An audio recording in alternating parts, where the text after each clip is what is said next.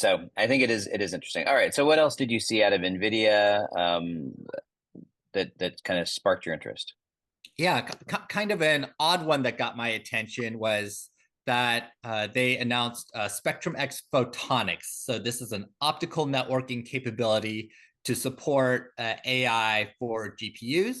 It looks like NVIDIA is running into what one of the issues that I've actually talked about in the past in fair amount in inquiries, which is the connectivity and networking problem that exists in AI. That we have been talking so much about the scale of computing and storage that we've forgotten that data has to get from one place to the other quickly to make AI useful. And the scale of what we're talking about simply makes it impossible to always hold all the storage or all the computing in one server. So obviously you have to connect the data between servers and between locations.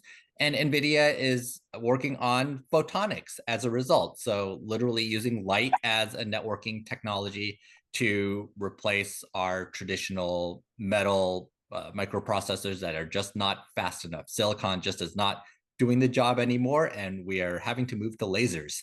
So I think that's a really cool announcement and showing that NVIDIA is now going where, honestly, I would have thought that Cisco would have gone first.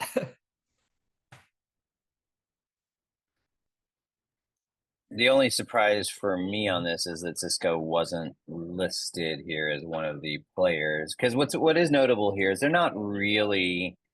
I mean, I think what they're doing in this case is establishing a leadership position, right? They're involving Mhm. these other players and building a lot of the core technology. And this clearly to me is one of these where they recognize that this is a constraint and that they have to get in front of this to not have this be the bottleneck. And so the easiest way of doing that is to take this leadership position and bring everyone along with them.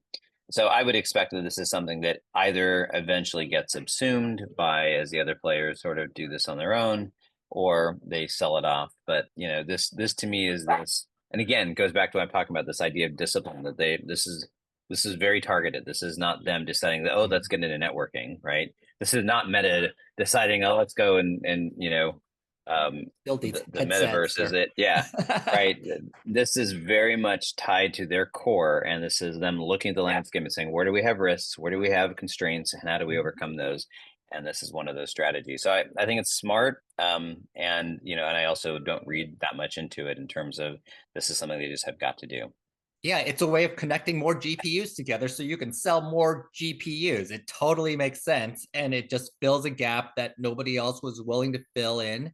And NVIDIA also saw that TSM had this, what they're calling compact universal photonic engine process for building this chip. And they said, okay, if you've got this and nobody else is taking the lead, then I guess we're going to have to take the lead.